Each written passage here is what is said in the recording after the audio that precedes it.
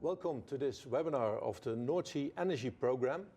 North Sea Energy Programme is a public-private collaboration between 40 partners looking at offshore system integration, the new concepts to bring more renewable energy into an arena, the North Sea, which is already extremely busy with many functions. So in this webinar, we will discuss how to handle the limited use of marine space. Do we need multifunctional use of marine space? And in the second part of this webinar, we will discuss how to handle all the different stakeholders that are active and have their own interests in the North Sea development. And I'm supported here with three experts for the first part. Moreno de Respines from Arcadis, Audrey Rousseau from EBN, and Joris Korneef from TNO, but also from the North Sea Energy Programme Scientific Lead. Maybe, Moreno, you can introduce yourself a little bit and your activities in relation to this topic. Thank you, René, for the invitation. It's a pleasure to be here. And I'm Moreno de Respinis, indeed. I'm working as a business developer for hydrogen alternative fuels at Arcadis. And in this North Sea Energy Programme, I bring in the energy infrastructure perspective. And Audrey, you are operational lead spatial planning, North Sea from EBN. What does that entail? Yes, I'm working in the business unit gas transition, and we're actually busy with spatial planning on the Dutch North Sea for all mining activities. So that means oil and gas, CO2 storage and hydrogen storage. What we do is we provide the Ministry of Climate and Green Growth with information and advice so that they can anticipate on the challenges with the energy transition, and we're also helping with the acceleration plan for gas production on onshore and offshore. Yeah. And EBN, of course, has a lot of vested interests in the North Sea, but also future interests, right? Exactly, yeah, exactly. Okay. So, yeah. Third here is Joris Korneef, welcome. You're scientific lead with the North Sea Energy Programme. What does that mean, actually? In the North Sea Energy Programme, we have a lot of scientific disciplines that we study, from economics to social sciences, but also nature. And also, for instance, topics like real technology deep dives. And my job is basically to combine those scientific disciplines so that you have one consistent storyline coming out of North Sea Energy. Okay. The topic of today is multifunctional use of marine space. And I understand from the North Sea Energy Programme, we have developed a sort of an atlas to show how busy the North Sea is. Maybe you can show the visitors how this atlas looks like. Yeah, super. Thanks for that introduction.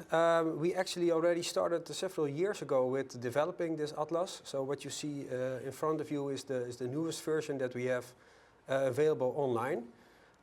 We basically created this atlas because we thought it would be very needed to see the energy transition spatially, because it's a spatial transition, but also in respect to other uses of the North Sea, so that you can always have information at your disposal which is balanced, which is objective, which is also spatial relative, up to date, and of course in one place. So that's how we created this interactive atlas that you see on the screen.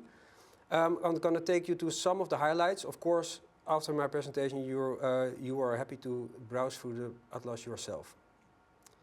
As you see here in the front screen, we have a lot of different perspectives. So if I click on North Sea Energy Today, it basically shows you what kind of economic use functions we have at the North Sea, including also ecology. So we have energy, for instance, transport with shipping. We have ecology and nature. We have defense areas and fishery. And there's even more to explore. But then I will invite you to do that at home yourself. I want to show you at least two highlights. So we click on offshore renewables and go to offshore wind. And that shows you now the current and future wind areas or search areas for wind developments in the North Sea. And what you see here is that I can also click on different layers to put them on or off. So for instance, what you see in the background is the average wind speed at the North Sea. That indicates potential energy yield from those wind areas. But I can also switch to the bathymetry map that basically shows the depth at different locations in the North Sea. You can also toggle on or off different layers in Atlas. For instance, here you can toggle on the substations. that shows basically how different electricity is being transformed to the, from the wind area to the electricity cables. And I can also show, for instance, obstacle-free zones around oil and gas installations. One of the new highlights in this version of the Atlas is also the Make Your Own Map feature. And this is where you really can make your map experience really personal. If you would click on that Make Your Own Map, then you can see a lot of different layers that you can actually choose yourself how you want to show the map. It's always a challenge when you start these things in a live environment. So normally you would load this map and you would see different layers where you can select basically the layers that you want to see. I think that is one of the highlights I want to show for today, René. And I understand also the Atlas is giving you the system as it is, but also future perspective with the new energy hubs and potential new functions like CO2 storage or energy storage options, right? Yes, exactly. So what you see here is actually the Make Your Own Map feature that has been loaded in the meantime. So what I can select there is, for instance, that you have, let's say, the wind area sections again. So these are the search areas for wind in an offshore environment. But for instance, if you want to, if you do not agree with these wind areas or are looking for more information or want more information, you could go to the feedback button here on top. You can press that. And basically, then you can provide us with feedback on that layer or that specific information. Coming back to the Make Your Own Map, because I think it's very nice to see this feature. For instance, what you can combine here is that you have the wind farm areas, but can also show here, for instance, the existing oil and gas pipelines.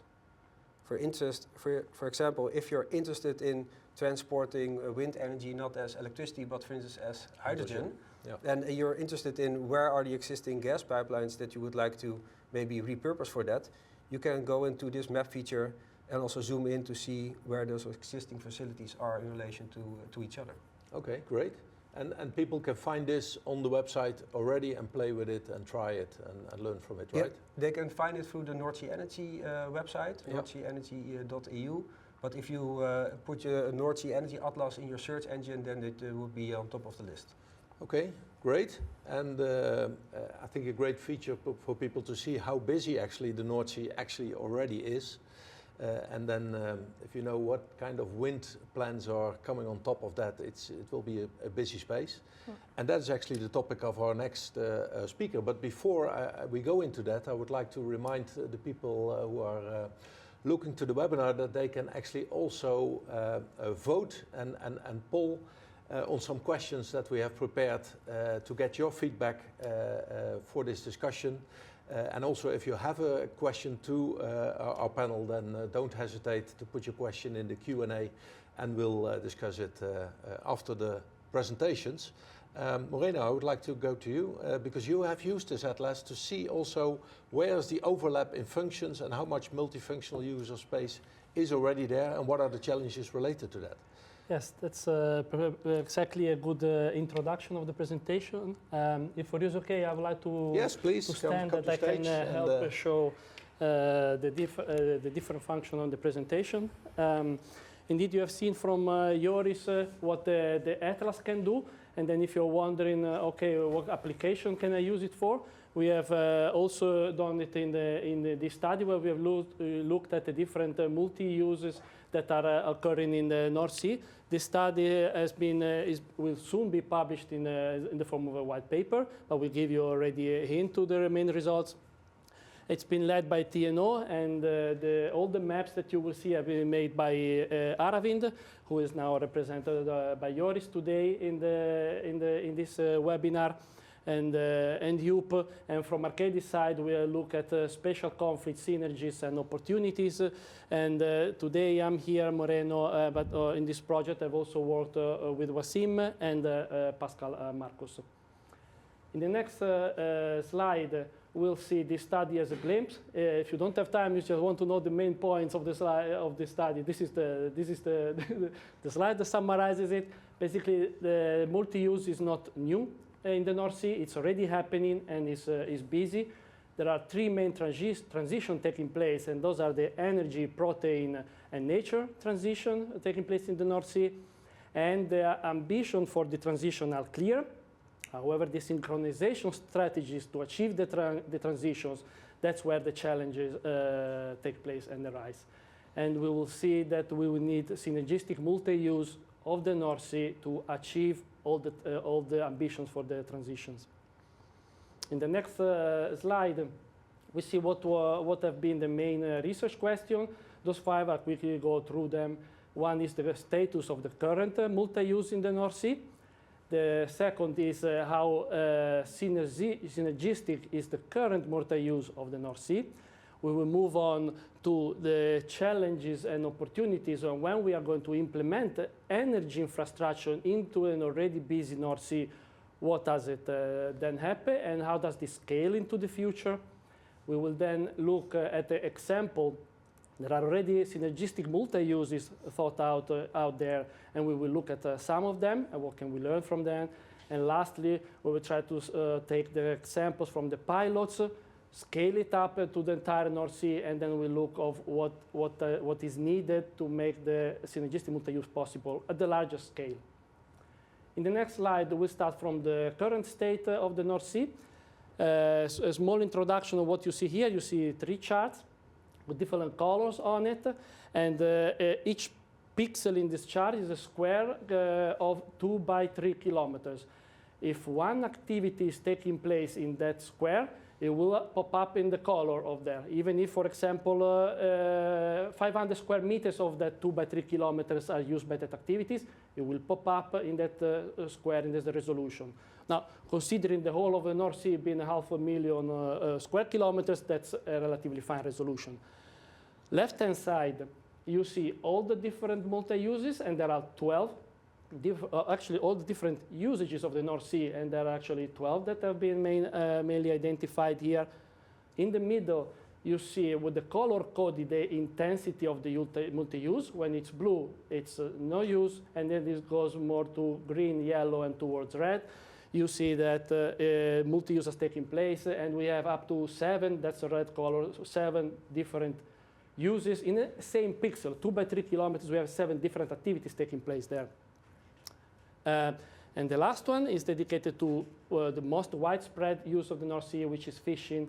Main point is that you can see also from the color coding is that the southern part of the North Sea is the most busy with activity. It's not equally distributed. The middle part is less busy, and the south part along the coast of Belgium, the Netherlands, and Germany are the most busy ones. We go to the next slide, because then I make the link with the current uses and what multi-uses are there. The graph looks a little bit busy, but I can quickly guide you through it because there's just a few colors. In the middle of the screen, on the left-hand side, you see that there are the multi-uses. On the top, the blue part is where 2 activities are taking place, and you can see that that's the largest part of this graph. And in the bottom left part, you see where more than 2 activities are taking place, 3, 4, 5, and so on and so forth. That's also a large part of the North Sea. On the right-hand side, you see the light blue color and the orange, and that's light blue is where the single uses are there, and orange is where there is no use. You can say that that is left for nature to thrive. And then you can see that most of the activities are most of the usages of the North Sea are between fishing and marine protected areas, or between fishing grounds and other human activities. In the next slide, we see how these identified challenges, or what will it happen when also energy transition will claim its space in the North Sea. We have plans for offshore wind farms and more form of energy production in the North Sea. And the graphs on the right-hand side show the different color maps. On the right-hand side is the picture as it was in 2023, so 2 years ago. And then when we project it after 2030, when the wind parks will be developed and fully deployed towards 2050, you see that in the area when the wind park will be present, there are two main colors, the red ones on top and the purple one in the middle. And that represent the multi-uses, the co-location of offshore wind farms with either fishing grounds or ecologies. So we go back to the main transition, the energy, the food, and the ecology. We see it also in the overlap between the usages in the North Sea. And these have already been, to some extent, thought out. And nevertheless, there are some challenges taking place when the multi-uses are there. And you can see the conflicts between fishing and protected areas, obstacle-free zones around platforms, and challenges with shipping routes and underground activities. In the next slide, we see that there are also momentum for designed synergistic multi-uses. And one example is here, is the North Sea coast wind farm in the Netherlands, but each country in the North Sea has many examples that are there in the white paper. The main goal of this designed multi-uses is to combine the synergistically activities that can take place in the same place, thereby reducing the cumulative pressure on the total ecosystem. In the next slide, we see which are the lessons learned from this exercise, and that renewable energy production is not confined to the shallow nearshore water, which are already the busy ones, but they can also take place more offshore. Near the wind turbines, there are opportunities for solar platforms, and which can also be complementary with platforms. And the floating wind farms can coexist with oil platforms and integrated with aquaculture. This would allow for also coordinated maintenance trips between the different activities when they are co-located. How can we scale this up in the next slide? And then I'll close this presentation. We have some examples, some lessons learned. We want to see, can we scale them up to the full of the North Sea? And the most important ones of this point that you can look at them is co-locating the human activities so that you can leave as much as possible space for nature, engaging the stakeholders from the different activities in an early planning phase, and encouraging the sharing of the marine data so that we can learn from the lessons of all the different projects. And also this study is made possible because there are data available from the different projects, synchronizing legislation, ensuring that the multi-use of space becomes a norm in the legislation, and last but not least, supporting the research, because this will be a new energy system. Supporting the research, allocating funding to support them will allow smooth growth and successfully using the synergies. And then when this will be implemented, we can go to the final picture in the next slide, and the North Sea can possibly look like this, with the different activities co-located and also giving room for nations to thrive. Thank you. Okay, thank you very much, Moreno. It's good to see there's already multifunctional use actually happening in the North Sea. You gave some examples. In the end, you also gave a few examples of where combinations are possible. Can you give a very concrete example of recent co-activities? Yes, thank you, René, for giving me the opportunity to expand on this point. Each country has, in the North Sea, has their own pilot projects where they're trying to combine mostly the three activities, the energy-related activities with the food activities, and special ones which we have mentioned also in the presentation is the Hollandse Kust, the Dutch coast wind farm, where also have been thought of giving room for nature and using the infrastructure to give shelter, provide room for actually increasing also the biodiversity. That's Hollandse Kust, Zuid, I think. Yes, south. The wind park, yes. Okay, so what is being done there? Can you?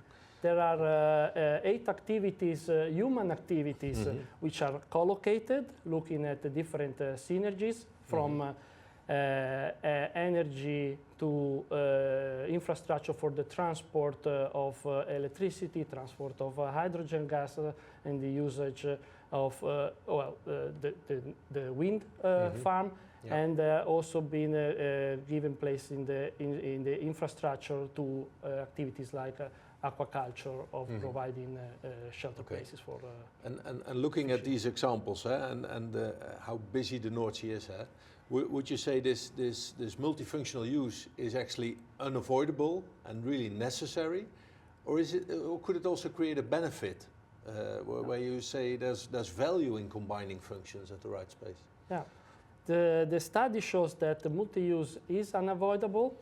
It also shows that when you, by design, try to look at the synergies between the different activities, there is a room to have all the different ambitions of the different sectors and transition being combined while giving nature its own rightful place.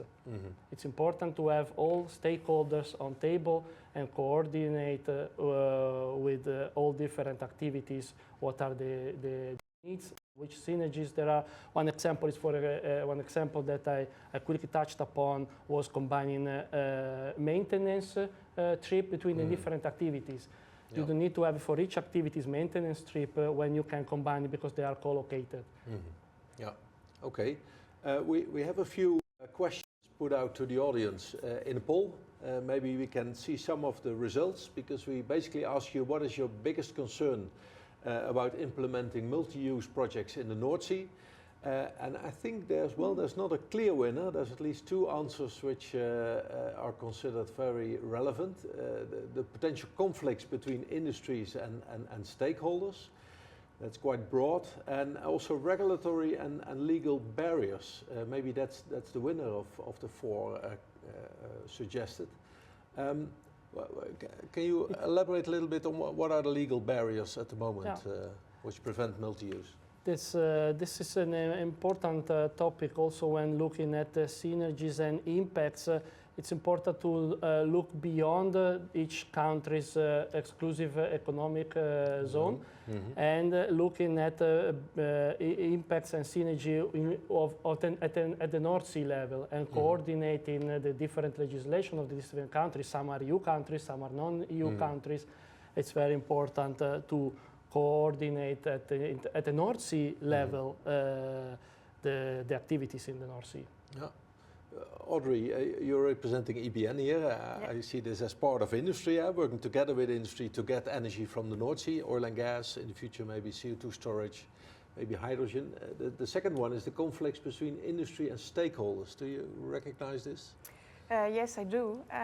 We see that every sector has its own roadmap where they have targets they want to reach, and it's sometimes very complicated to reconcile those targets. They can be conflicting in space and in time, and without coordination it's difficult to make a plan where everyone gets a win-win situation. Yeah. What we do observe at the moment is more like a one or the other approach. So one sector goes through, the other one has to stop, and this is not what you need for a transition. In the transition, if you have all elements needed to be able to reach a CO2 neutrality in 2050, so you need a bit of oil and gas production, you need to develop storage, you need to have wind for the energy sector, and everything has to happen at the same time. And not only one function in one space. No, because if you, for example, stop a bit with gas production, you will have to import it. We still need gas. So that's always like a difficult choice, but synergy is really very really important. Yeah. Okay, next question we put in a poll was, which sector do you think will benefit most from this multi-use projects in the North Sea? And there is a clear winner here, that's the renewable energy. That's also the new player in the field, of course. Maybe Joris, what would be your answer to this one? Because it's about renewable energy, it's about fisheries, aquaculture, tourism, and shipping. Yeah, it's a very good question. And also, if you look in the North Sea Energy Atlas, you can see that the future renewable energy technologies, wind predominantly, they need a lot of space. Yeah. Maybe not physically, but regulatory. They take up space in the North Sea. And if you allow other functions to be deployed, for example, with win-win situation, maybe a fishery, certain kinds of fishery, but also ecological functions, then that technology could win a lot. But I would also like to mention that other energy sources, maybe not renewable, like sources like CO2 storage, but also future hydrogen storage, maybe even, that could also hugely benefit from multi-use of offshore space. Yeah, so you could basically say the new players in this area, wind is a clear one. Currently only 1% of the marine space occupied by wind, but it will be much more, maybe tenfold. They benefit most from the potential value of multi-use. Yes. Yeah. Okay, great. A third question we had was, what do you see as the biggest opportunity for multi-use space in the North Sea? And there, our viewers could give their own feedback. Let's see what they're mentioning. Offshore solar, very interesting. Synergies, integration, nature, important. Interesting to see offshore solar. Moreno, did you look at offshore solar as well of potential? You mentioned it as a combination with offshore wind, I think. Is there more benefits? Or is there more conflict maybe if you look at nature and offshore solar, or how do you view this? Yes, we have looked at that, and maybe also touching upon the previous question. This study is performed by independent parties, so it's not, we did not take any specific group as main beneficial for the study. We try to look independently at all opportunities and challenges. Specifically about offshore solar, there are EU targets for development of offshore solar farms in the North Sea. And an interesting opportunity for offshore solar is exactly rising next to existing oil and gas platforms, which in the future may have be repurposed, for example, being hydrogen related platforms for CO2 injections. Next to the platforms, you have a 5 nautical miles free zone for helicopters landing. And that can be a conflict with the development of wind farms because of their height. And there in those 5 months, you can still produce energy, and offshore floating solars could be a potential beneficiary of that conflict. Maybe it's also good to mention to our viewers, we're discussing the North Sea Energy Program, but also, there's also a public-private program ongoing on solar enhanced North Sea energy hubs, which is about the impact of floating solar on system integration. Joris, is that something you're involved in, and can you say anything about it? Yeah, the idea is that you have multi-energy asset farms, and floating solar could then basically help to get a stable energy profile from a wind energy farm. So combining wind energy production with solar gives you a stable energy production, and then you can use the offshore assets like electricity cables more efficient. And in the North Sea Energy Program, we are also studying offshore solar in terms of what does it cost roughly, but also what kind of materials do you need and what's the carbon footprint of this technology. And try to also embrace knowledge from other research programs into the North Sea Energy Program. Yes, okay. Thank you very much. Audrey, I think it's time to look at a particular area in the North Sea where all the new things are happening. Wind, CO2 storage, maybe energy storage. Floor is yours. Yes, thank you. Joris and Moreno have just shown that there are many users and many usages of the Dutch North Sea. And I would like now to focus actually on 2 users. They are mentioned on the screen, offshore wind and offshore mining activities. And to show you in one specific area that if everyone uses single use of space, not everything will fit. On the next slide, I'm going to introduce you first to the Dutch plans for offshore wind. And as you can see on the screen, they are pretty high. We are now 4.5 gigawatts of wind on the Dutch North Sea. This is the dark blue area, as you can see, close to the Dutch coast. And the idea is to reach 70 gigawatt of wind in 2050. This will be done in several programs. And one of the areas which has been designated for this future wind farms is the orange polygon you can see all the way in the north on the map. It's a huge area, about 4,000 square kilometers, and the Dutch government would like to install about 20 gigawatts of wind between 2031 and 2040. One of the specificities of this area is that part of the electricity will be used for hydrogen production, which is one of the rare areas where this would happen on the Dutch North Sea. This area has been selected because it's a quite quiet area in terms of overlap with other activities at the moment. But we have done a screening with my team at EBN, and we can see that in the future the overlap is going to increase to a point that if we don't we don't focus on multi-use of activities, not everyone will be able to reach their targets. On the next slides, I'm going to take you through the plans for the different mining activities, show you the overlap, and then present some solutions we are working on or have to be worked on in the near future to solve all these issues. Let's first look at oil and gas. You can see in white we dot the search area 6-7. And if we look now at the yellow and the red colors, these are the licenses, the current licenses where operators have rights to explore and produce oil and gas. There are at the moment no producing fields in such area 6-7, but under the acceleration plan, which was announced now 2 years ago, we expect activities to take place in the next few years, and that will lead to the installations of new platforms and pipelines on the Dutch North Sea to evacuate the oil and gas products to the shore.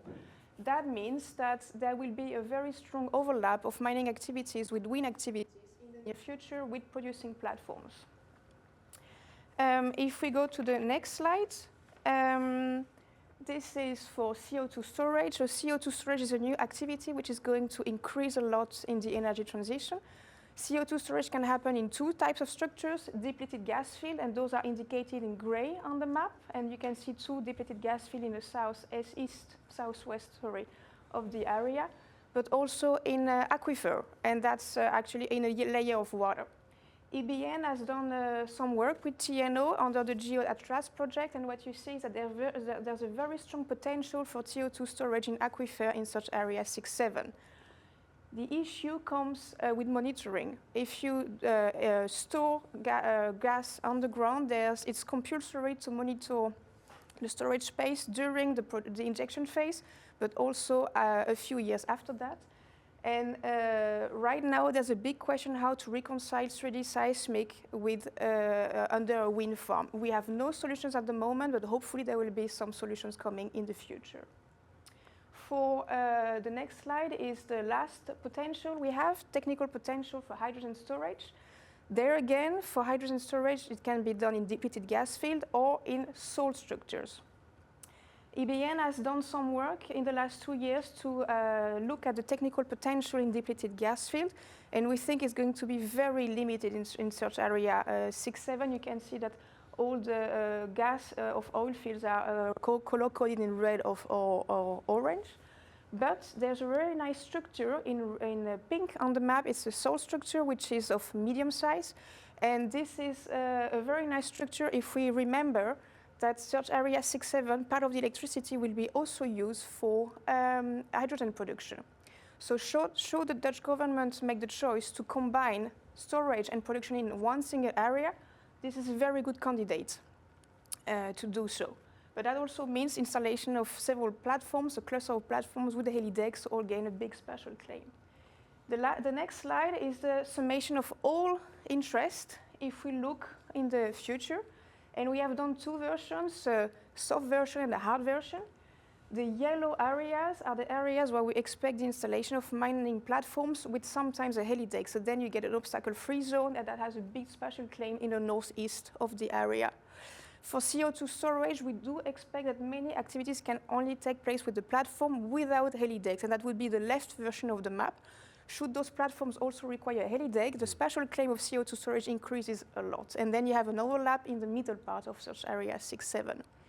If we now look at hydrogen storage, we have only one salt structure. That will be a cluster development with many platforms. So that's why we put only one blue dot and only one helicopter circle. But what you can see is that from a very quiet area at the moment, we are going towards a very busy area. And this is only the overlap between mining activities and wind activities. How do we solve this? Well, we are lucky. The wind farm will be put into production from 2031, and those challenges are already known. So we have time to think about them and try to solve them. If you can just go back to the previous slide. What you can see on that map is that the left side of the wind farm, the overlap is very low. So that would be very good to install the first wind park there and to phase out the outroll, slowly coming towards the spaces with more challenges. And then, last slide, please. That's what we call adaptive planning. So basically, you phase out activities in time and or in space to look for synergies and make sure that you can potentially solve some conflicts in the meantime. What we need to do in all processes is leave room for innovation. I've already mentioned it, the monitoring of storage is a complicated topic at the moment, but this is a topic also playing in the UK, in Denmark and in the Netherlands. So there will be someone coming up with a solution to make sure that we can do it in a safe and efficient way.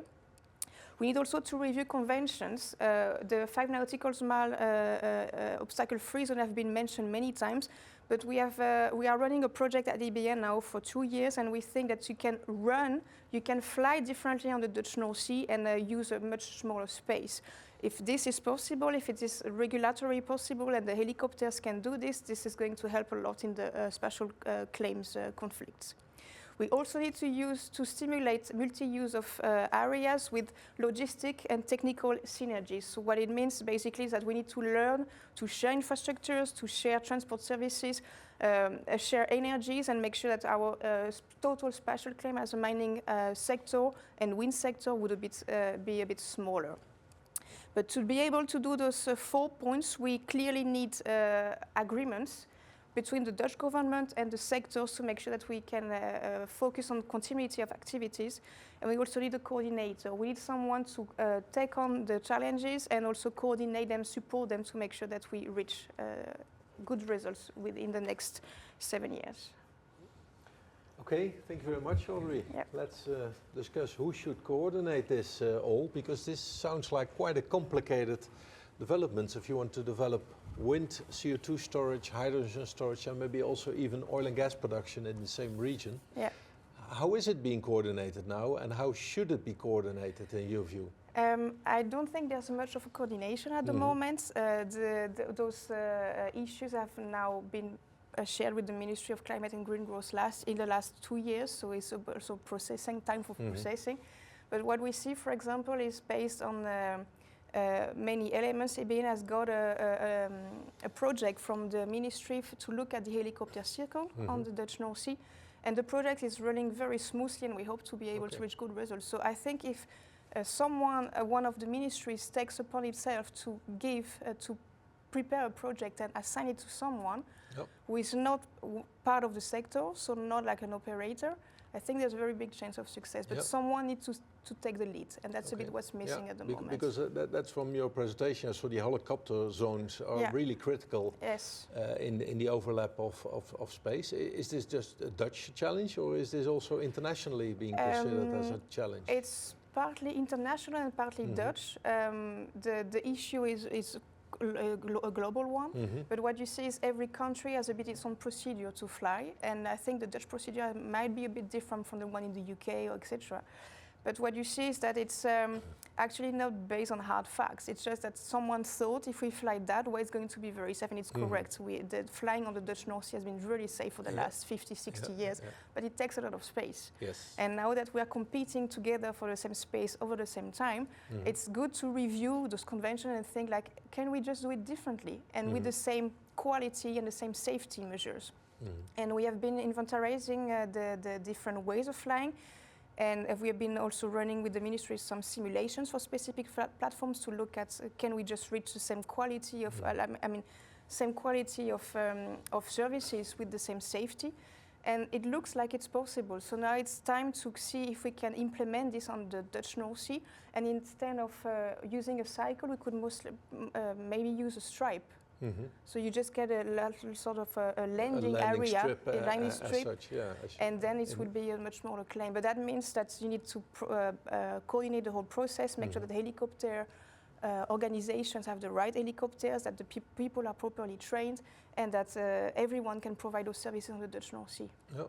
And the other one you mentioned on the combination of CO2 storage and wind development. You tend to think that CO2 storage is deep in the underground and then wind turbines are above the sea. So where's the conflict? But it's about the monitoring, right? It's the monitoring, exactly. So if you put something into a container, you need to prove that your container is not leaking. Yeah. And you have to prove this during the injection phase, but also a few years, like 20 or 30 years after the injection is over.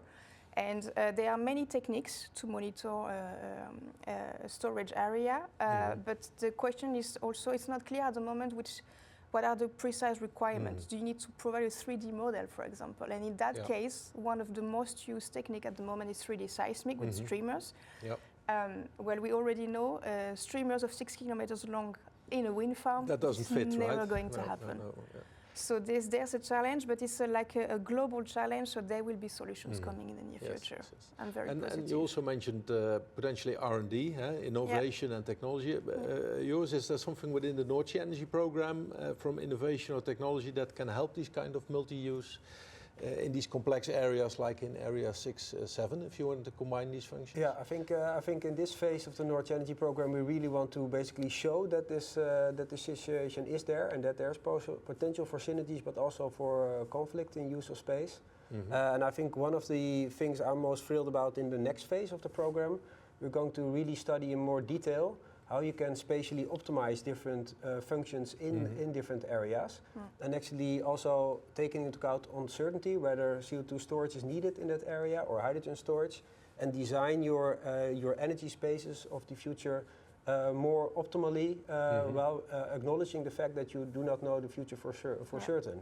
And then help policymakers, but also industry, to make better decisions on this matter.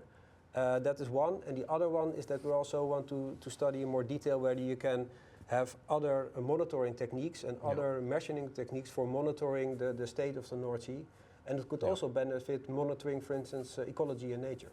Like I remember bottom nodes to actually monitor 3D seismic. Yes, fiber optic cables to monitor. Okay. Let's have a look at questions from the audience who could fill in a Q&A on the website. Not sure if there are. I don't see them. Maybe if you have a question, just put them. I don't have them here. Maybe before we go to the Q&A, you mentioned an adaptive approach would be great. Yep.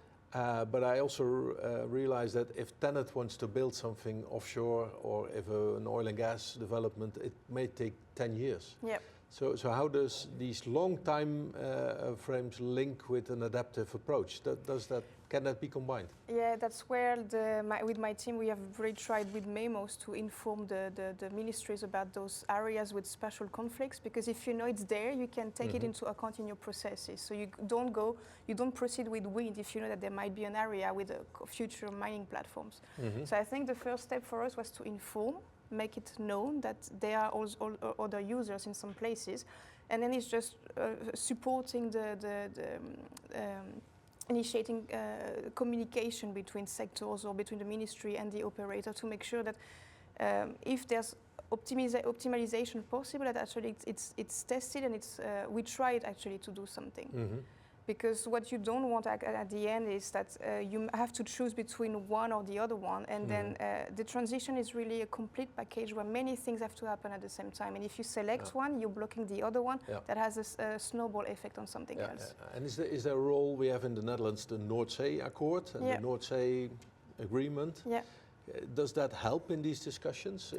It does, in a way that many articles in the North Sea Agreement are stimulating the three transitions at the same time, so nature, food and mining. What I do feel is that we have issues to go to practical cases. So it's written on the paper that this has to happen, but we have issues to mature or give form to ideas to actually make it true, make it happen. And that's where I'm a bit now looking for solutions. Okay, and who's the other actor, you would say? There's the Ministry of Infrastructure and Waterworks, who does the spatial planning. There's the Ministry of Climate and Green Growth, who does the energy transition functions. Who should take the lead, or how to organize that? Well, I think it's for all ministries should be in the lead actually, but I think there's what they have to do depends on which phase you are. At the very beginning, it's, I think, important to provide the best information you have about your potential special claim in the future. And that goes to the Ministry of Infrastructure. And then from the very beginning of the planning, they know we have many users there, we have to keep them into account and keep them informed. But then the Ministry of Climate and Green Growth is the one coming towards the tendering. That's why it's become very concrete. You get a wind park owner, and that's why you need to be able to, you need to keep them informed over your plans. Maybe you are not going to do some things, maybe it's now very precise, you know exactly what you're going to install in platform. This is where the communication has to be kept and maintained, so that when the tendering comes and the new wind park owner comes, they know already what they have bought, actually, what they have received. Okay, thank you very much. Let's see if we can have still some questions from the audience that have come in. Morena, there's one on what are your thoughts on the shared user space between wind and other activities like oil and gas, CO2 and storage? Well, we covered it a little bit already, but maybe you can give your perspective as well. So the shared user The space shared user space between wind and other activities, oil and gas, CO2. Well, I think we discussed it quite extensively already with Audrey. But is there anything to add from your perspective, looking at the different uses of marine space? Well, wind can be coupled with oil and gas platform, for example. If you want to have wind electricity converted to hydrogen, that would be a natural. That could be a nice combination. A natural synergy. And CO2 and hydrogen storage are activities which are related to oil and gas facilities. And of course, Audrey touched upon the possible challenge with you a moment ago between wind farms which are theoretically on the surface and storage which is on the underground. But then you have to look at monitoring, which is the critical aspect there. Maybe one last question, Audrey, from the audience.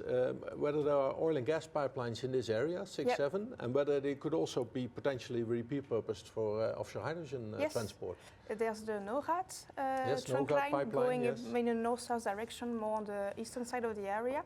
And there's indeed also a big study going on with the Dutch government about reusing those pipelines. So there's two options. Under the PFAVOS program, they are looking at building it anew.